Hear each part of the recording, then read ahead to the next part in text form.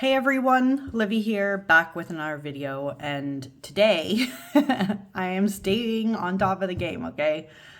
Today I'm doing another top tarot trumps, which is a hashtag started by Masha over at Musings by Masha, and today I'm going over the Empress card. So I am on track.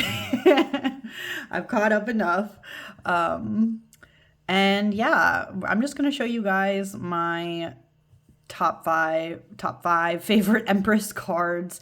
And you know what was funny was that this was actually kind of hard because even though I have very mixed opinions about some ways the Empress is shown, like especially I'm not a fan of like the pregnant Empress. I'm sorry, I'm not. So on the one hand, it was great to see like Empresses that we're not just a pregnant Empress, right? So I was able to pick favorites. But the other thing was that there was just some Empresses I realized I really, really liked just because they showed some of the sides of the Empress that I prefer to get limelight with it. But anyways, let's get into these top five here. Okay. I don't know where to start with some of these. Maybe I'll do like these two first. Okay. So, funny enough, I would have never told you that this card that I'm going to show was one of my favorite Empresses until I actually really looked at this card, and then I was like, oh, I guess, yeah, that makes a lot of sense. So this is from, for those who don't recognize the backs of this one, this is from Tarot of the Divine by Yoshi Tani. And one of my favorite Empresses, I would have never told you. Like a year ago, I would have never said this one. This is the Empress from this deck. And for those who don't recognize who this is Our Lady of Guadalupe, okay? Which is, if you were raised Catholic, you would know that this is like one of the versions of Mary. Now, here's the thing. I'm going to be very, very honest here. I did grow up Catholic, but I wouldn't really call myself Catholic these days. But when I look at this card, I think a lot about, one, the community that I still work in, right, and grew up in, which is predominantly Catholic still. So, you know, it's an easy association. But I'm not Mexican, right? I'm actually Portuguese. And what's interesting, though, about this, despite this being specifically Our Lady of Guadalupe, like the coloring and everything, is that this is still Mary. At the end of the day, even though Our Lady of Guadalupe is one image of Mary, still Mary. And in Portuguese culture, we have a lady who's very similar, but instead of calling her Our Lady of Guadalupe, we call her Our Lady of Fatima. And my grandma, is actually named after Fatima, right? So this story of Mary and who she is kind of was very prevalent in my life, whether I wanted it to be or not. But to this day, when I do think of Mary, even though, again, I'm not really Catholic anymore, there is a certain reverence to her that I think is very much, yes, the Empress. Like, she is the ultimate mother. This Mary, as you can see, is not currently pregnant, right? So it's still a motherly figure without having to show that she's pregnant necessarily, right? And I also just like it because, like, the colors are beautiful. What she embodies, like being mother to all in some way. Even though, again, I'm not really Catholic, it's just a nice association and really embodies what I think the Empress is supposed to be about a bit. So this is just one side, though, of the Empress. As you're going to see, the cards that I picked all show a different aspect of the Empress, but I like, out of all the meanings of the Empress, I think this one is my favorite to show the motherly side, just because, like, it's in a very nice, friendly way without necessarily having to show the pregnant Empress. So that's that of that. But let's get into some of these other ones. Why are they my faves? Okay, so this one with this glowing holographic back is the Eldritch Overload Tarot. This is a deck that is inspired by Dungeons and Dragons, but it also takes in like the cyberpunk genre and kind of shoves that in there. So on the back here, you get a Mind Flayer, but that's not the important part. The card is, right? So this is the Empress from that deck. And when I saw this Empress, I just kind of gasped because she is so beautiful and shows a lot of what I think the Empress is also about. So you still get pomegranate imagery here. This Empress, by the way, is a D&D race called a Furbolg. Very pretty Furbolg here. But she also has like cybernetic arms, which is like so fascinating to me. Like what happened to the other ones? Don't know. But she, as you can see, leans more on the nature aspects of the Empress. And a big thing with the Empress for me is that nature, right? Nature and nurture in that way. So she really highlights that. But I like how studious she is. Like her face is like very focused on what she's cultivating in that little beaker, right?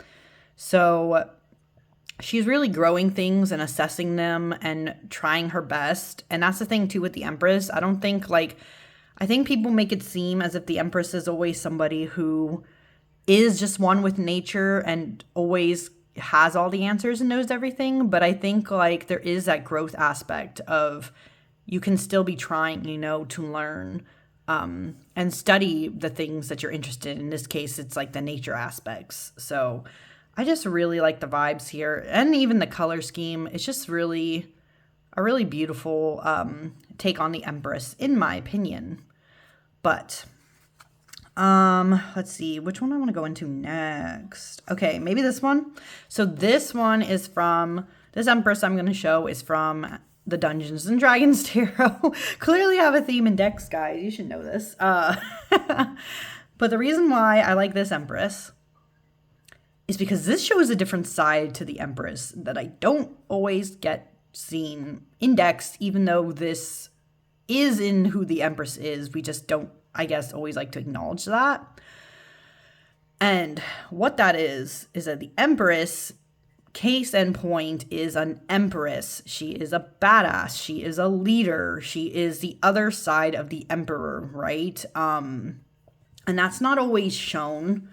It is in some decks, but in others it is not, because people prefer to think of the naturey, motherly, like pregnant Empress idea. But the Empress is also someone who is skilled, who is a leader. I love the way that she's like, look at that sword. That sword is massive. Like look and look at the hilt. It's big. But she looks like she is ready to swing that sword whenever she needs to. And I also like that she's holding a globe here. It almost kind of reminds me of the two of wands in that way, how it's normally depicted. But I like that in her case, like it's not that like, yeah, she's scheming and making plans, but this sword shows that she already has what it takes to execute it. It's just a matter of swinging that sword around. So, I just like this side of her. It's very different. It shows like the power that is really inside the Empress. And she's not someone to just take lightly or just assume just because she's like very connected to nature or like motherly qualities that she doesn't have this power. So this is why I really like this Empress. And speaking of that, these last two, this one won't surprise people because I talked about this in my 22 majors video. Was it 22 or 22 cards? I don't remember what that thing was called, but this one was my favorite then, but this one has always been like a close favorite too. So let me show both these together. This one is from, once again, the Raven's Prophecy Tarot. People should not be surprised, but this deck will probably pop up a lot, but not for all of them. And this one here is from the standard edition of the Monsoon Tarot. Okay, I love both of these Empresses because this one shows the balance with this one. And this one more goes in line with these. So kind of bridging those areas of focus for me. So we'll start with this one. This Empress is, I really love this Empress because, well, one, the colors are really beautiful. And two, I like the fact that this Empress shows straight up what this is about, and it is nature, right? The Empress is one with the earth, one who sees all, who feels all, who is very enchanting and very, welcoming in that way. And so this card is just so beautiful of a way to show nature in the simplest form without even having a figure, right? It doesn't have to have like the figures of people, right? It can just be this. So very beautiful. You know what? There is a deck that came close to being in it because of this too. The Spacious Tarot also has a very beautiful depiction of nature on there. I just like this. I like the color scheme of this one a little bit more. So that's why I'm highlighting this one instead. And the Monsoon Tarot. This deck is one of my favorites anyways, but this Empress is such a badass.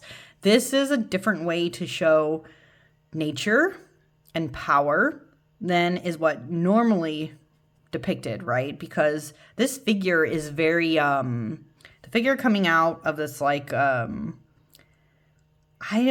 hesitate to call it a volcano because as you can see, there's like water there. So it's not like a volcano. Maybe it's like a crater or something. She's coming out of it.